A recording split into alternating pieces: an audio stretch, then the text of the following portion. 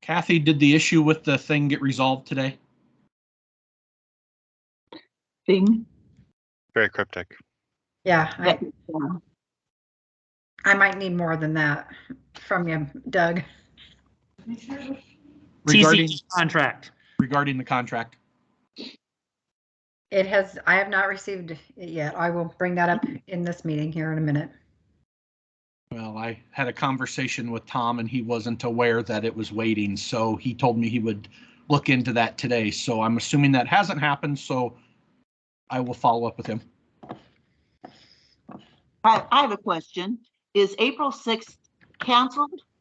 I got an email about it, but so I think they did a different link, Lola. I think this link was canceled, but Rosie sent out a new email. okay, thank you. Because it was a bit confusing, but I did see that third one, but I didn't get. Nothing is more fun. Nothing is more fun when the district uses Teams and ISCA uses Zoom, and then you don't remember what platform you're on. So yeah, it's a lot of fun.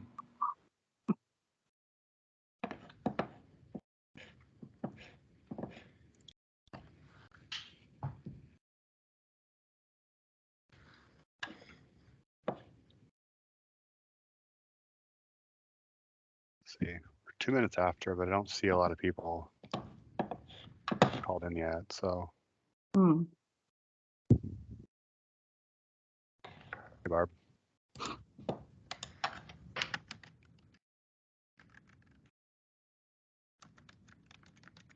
Maybe just give it a couple more minutes.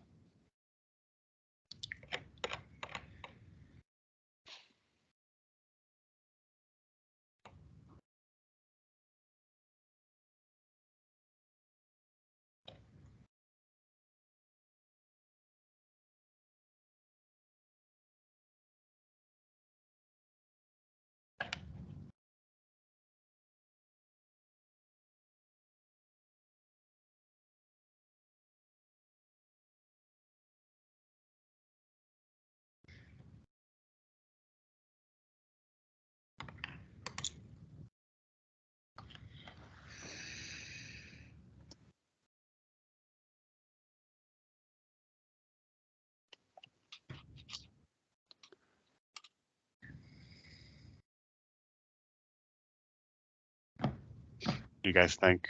Should we go ahead? Okay. I think we can start. You just want me to take it away, Brad? Please. Not sure what I would say. All right. So I'll start with the TCG contract. I misspoke in the last meeting and said that we had a signed executed contract. I want to revise my statement and say that we have a contract that has been signed by TCG but does not have the DMPS signatures yet. I had sent it to Shashank the first part of March, I believe March 9th, for his review, and he wanted Tom to review it. I again then sent it to Tom on the 18th of March, and I misunderstood Shashank to say that Tom was okay with it, and what Shashank said was that Shashank had told Tom to review it. I somehow misinterpreted that, so I apologize that I said I had a signed contract, but that's where it's sitting right now. We had made some revisions, like I had said, from the original TCG contract, gone back and forth on just a few things, and that's where it's sitting right now. I anticipate it being signed. Nobody has said that they have concerns with it.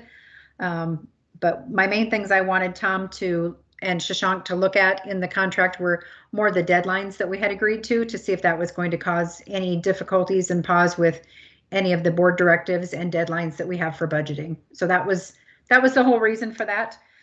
Again, as soon as I get a signed contract, there's nothing to hide. I will certainly send it to this committee. I just have a partially signed contract right now.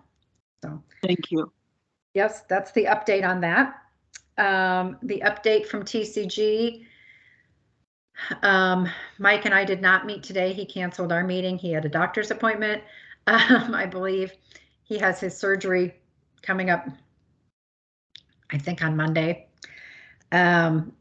We're still hashing out some data issues. I think he thinks he has it isolated now. I did some sample calculations for him last week and went through some active participants and projected out what their DMTRS benefit would be at their normal IPERS retirement age, just as a comparator. Our actuary from the plan, Larry, had also provided some data. Those two numbers, my numbers and Larry's numbers, weren't agreeing. I think it all boils down. I think Mike has figured out what he asked Larry was something different than what he asked or what he thought he asked for. So I believe Larry provided him DMTRS benefits for everybody at age 55, and I was doing at their normal IPERS retirement age. Therefore, there was definitely a discrepancy. So I think Mike thinks that's what his issue is in his spreadsheet, and he was going to work through some of those issues. So again, he said if that is not the issue, then he thinks it's going to take a lot more work and a lot more of my involvement. So I'm hoping that that was the issue, to be 100% honest. Just for timing wise, in order to get this to resolution, I don't want to have a lot of involvement on our part and a lot more back and forth. I'm hoping that this is the answer. So that's where I'm at on that. Things out the window. What was that, Blake? So Kathy, I was going to ask on the when you're looking at the costing sheet, the spreadsheet, are they only doing the current employed actives, or are they also doing something for the inactive actives? They are only doing the active actives right now. Yes, and that I believe that is the intention, because you know, we want to reward those who are continuing to work for us and make contributions into that plan, not those who have left our employment 10 years ago and haven't taken their money. So I believe that is the direction we have provided them and will continue to provide them. Let's see.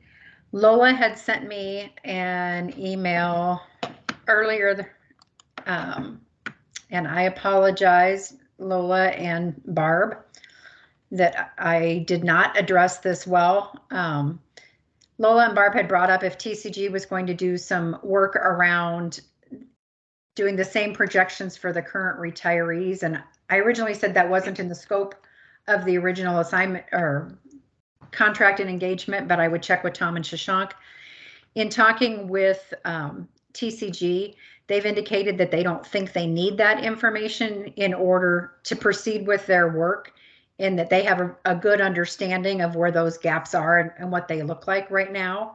However, if when they proceed through step or phase 2, if they feel like they need that information, we'll certainly provide them the information in order to help them do that calculation. The model is already developed, so adding additional people to the model is not a high cost item by any stretch of the imagination. The development of the model was what actually the investment is in.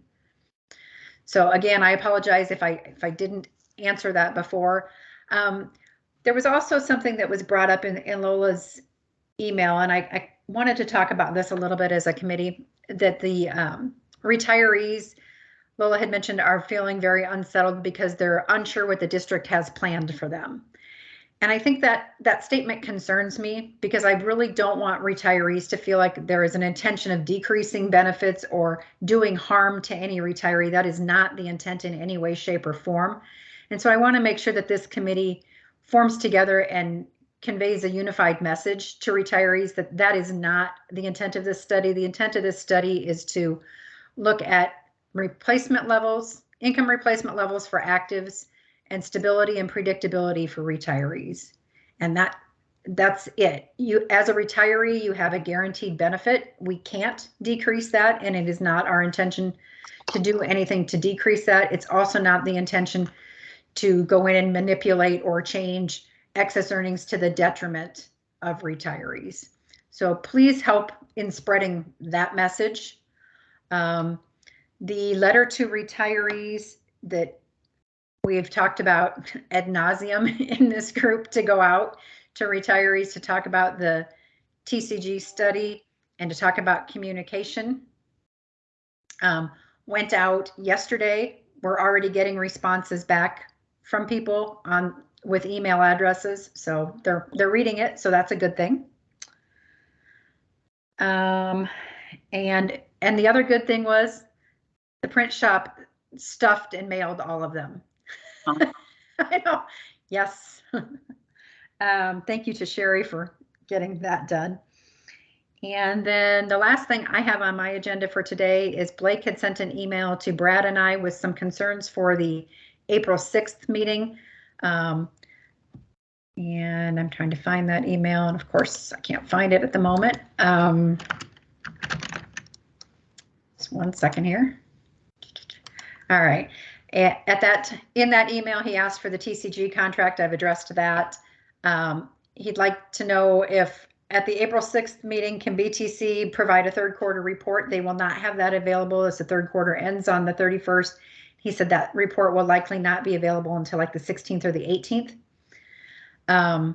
But Blake had also asked some questions about bonds coming to maturity and conversations about exploring some different investment options relative to the maturity of these bonds and what can we do in the interim. I've sent those on to John and Alan at BTC, and they will be able to address those questions at our upcoming meeting. So that's what I have on my agenda for today. I don't have a lot of internet. Lola, go ahead. I just want to thank you very much for addressing the retirees' concerns, responding to my email, first of all, and then addressing our concerns in the meeting. I know when they hear it from you, that's 100% better than hearing it from we retired members. So thank you again. You are welcome. And if there's anything, ever, invite them also. They can attend these meetings. They're public meetings. They can attend. If they have questions, they can also, reach out to any of you. And thank you for so graciously allowing me to put your email addresses into that letter so they can reach out to you retirees. And we'll go from there.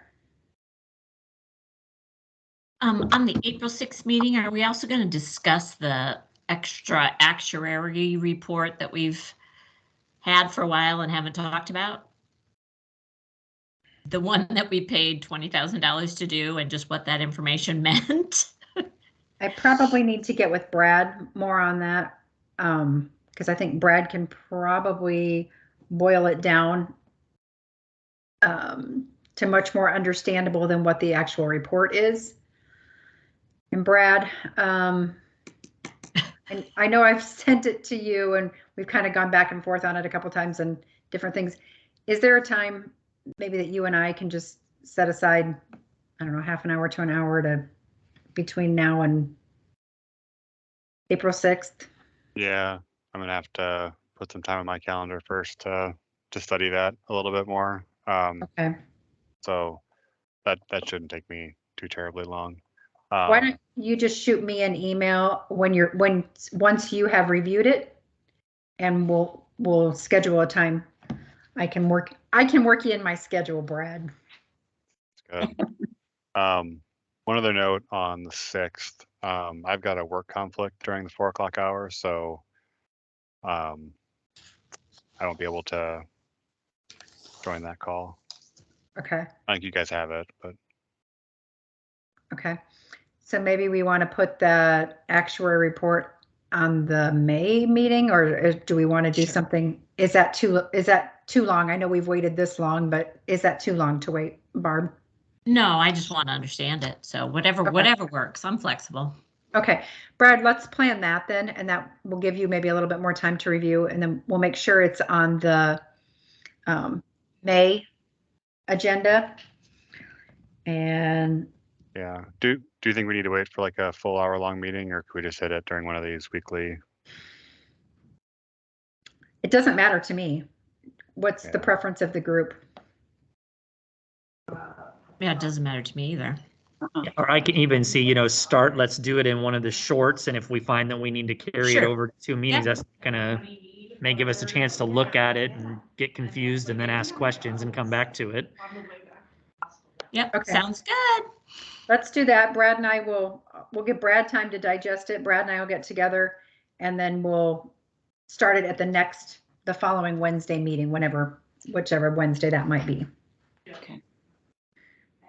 So my question for the group, and so I want to be clear in sort of my thought process of my ask that went to Brad and Kathy that Kathy mentioned before is, given that we're slow going our way through TCG, in the fall, we had a conversation about where we were with bonds, what was going to happen with bonds, what was that growth going to be like for us. And we sort of started the conversation about some alternatives, knowing that risk is not our friend and not necessarily something that we're really going for, but 2 and 3% bonds may not be either. And then we sort of just stopped the conversation. We really didn't finish it. We really didn't come to any resolution. And for me, and I'm gonna preach my point that I've struggled with for 2.5 years now is, number one, I struggle with why we don't have an investment target, like a goal for what we're trying to achieve financially with this plan, both from a year over year, but also a long term. And secondly is, do we feel like within the conversation, do we need to have kind of I don't know that we ever had a Q2 report, maybe a paper version, and I'd have to go back and look, and that's just me I didn't look. Do we need to have the Q3 report so everybody can see where we are and then kind of jump back into that conversation, given that, every year we've got tens of millions of dollars of bonds that come to maturity? And I just think that we need to be a lot more intentional about, do we just keep rolling them back into bonds that we know the performance is lower, or are there other mechanisms that aren't necessarily crazy high risk? We're not going to go invest in the Russian stock market right now, because that would not be advisable. Although it may have some potential growth in the future, though, since it's currently zero.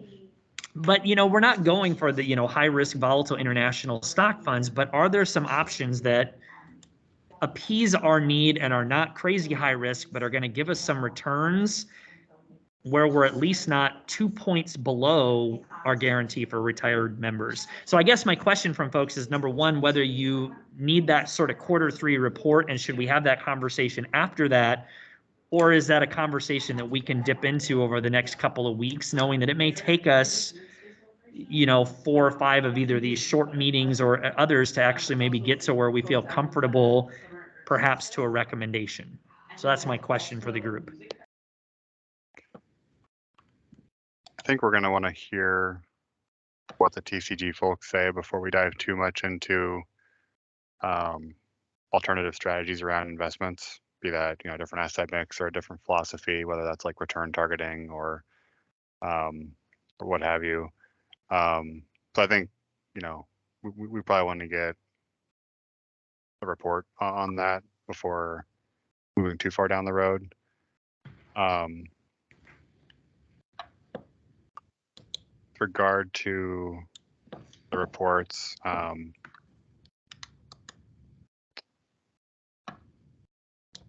don't know what value I would get out of seeing a short-term report like that before hearing other data. But I don't know how you guys feel about that.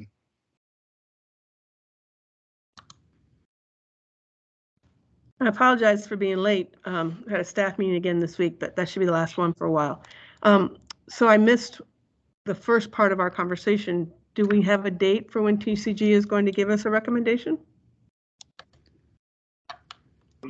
No, the deadline that's in their current contract is May 31st. We're hoping for something sooner, but with Mike's surgery and just some data discrepancies that we're still working on, we think we might have nailed down now. We don't have anything right now. So my concern is, I hear what you're saying, Brad. If we wait until we know what the recommendation is, that might be helpful to us. Do we need to spend any time preparing to have this conversation? Because my concern would be that we wait and then start the conversation. And then once again, we have this delay. And delay has been our name for so long. And it's really hurting us. So we need to make decisions sooner rather than later. Is there anything we need to do to prepare to have that conversation so that when the TCG comes in with the recommendations, we're ready to rock and roll and have a conversation instead of, well, we need to find out this, then we need to talk to the lawyers, and then we got to talk to, I mean, we get that stuck in the mud thing. That's my worry, is I don't want to be stuck in the mud spinning again. If the conversation is limited to investment strategy, or if there's any sort of like portfolio rebalancing that needs to happen, that's not going to be a matter of quarters. That'll be much shorter time horizon. You're not getting into like pension law, tax law, all these other things. It's going to be, we make a recommendation on increasing equity allocations or alternative asset class allocations to the IPS. That gets sent to the board for approval.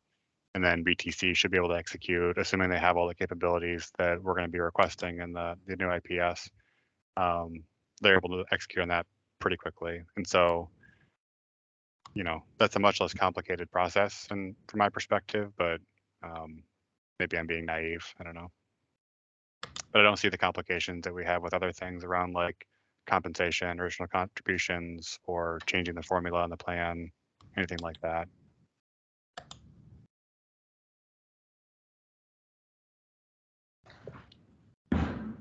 No, I would I would say my desire is number one is in the short term is dealing with bonds that we know are coming to maturity that are not going to likely be, renewed's not the right word, but when they're then taken back out to be a new bond, we know what the rate of return is, and we also know then the commitment that we're stuck with.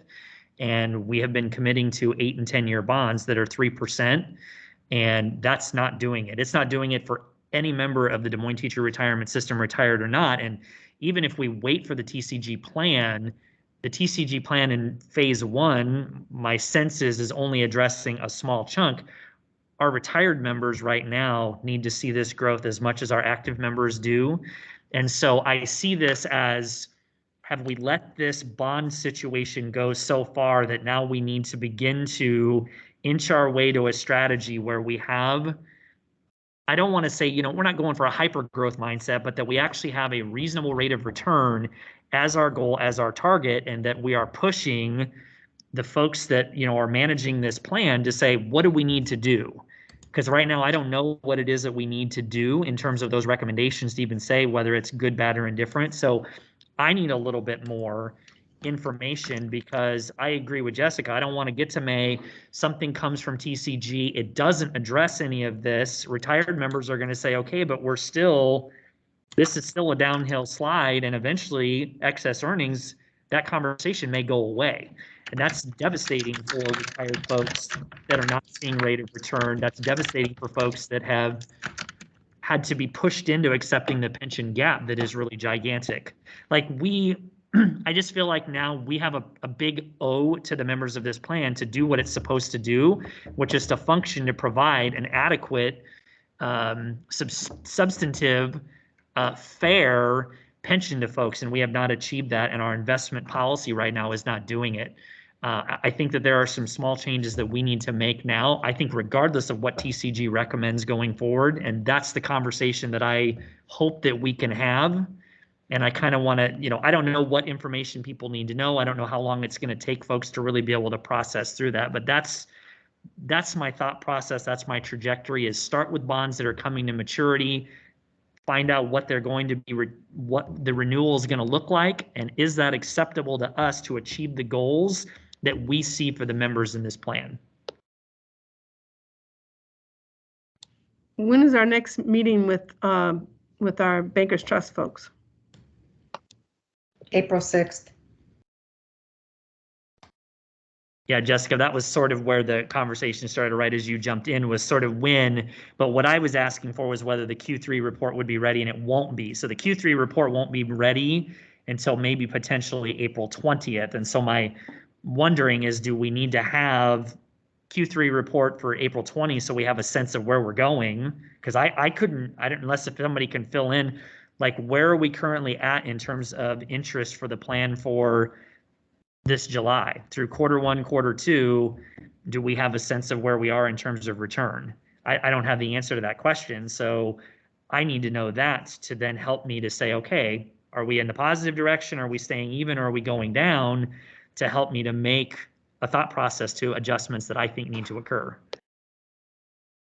Does it make sense to wait and have our meeting until we can have that report available? I don't think Does 1Q performance, they know it's in the portfolio, so. okay.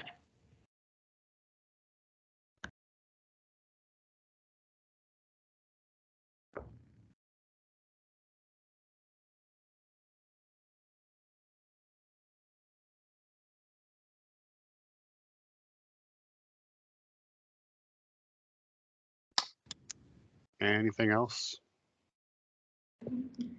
So I'm gonna change gears. I just want to give some information for those of you who may have not enjoyed a 3-hour and 25-minute budget conversation last night.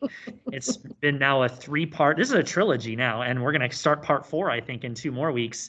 But there was, I think, a really important piece of information to put out there for folks. So there had been questions from board members and perhaps even from some of us that said, in the budget for 22-23.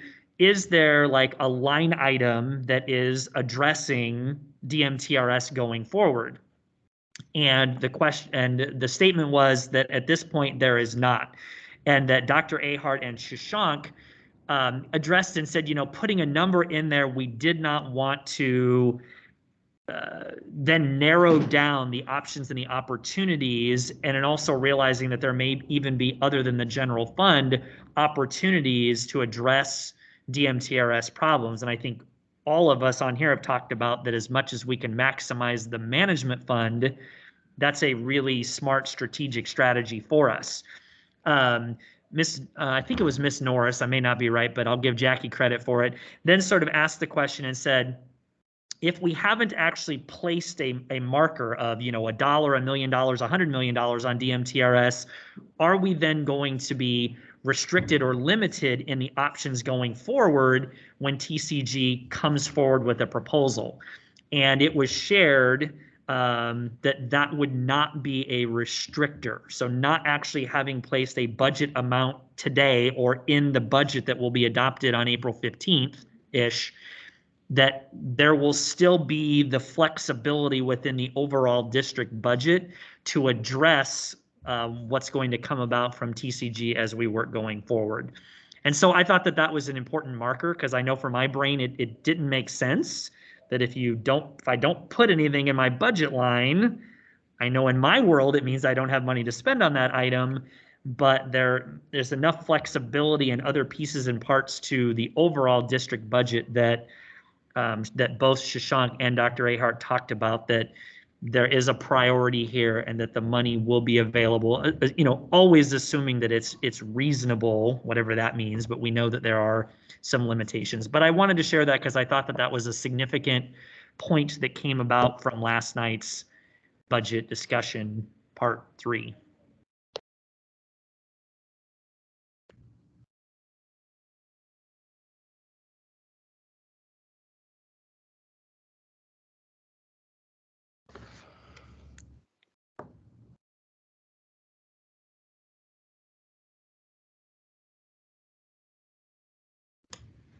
I have nothing further.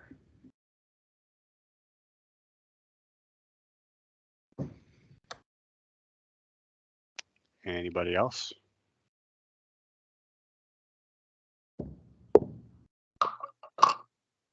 All right. See you next Wednesday.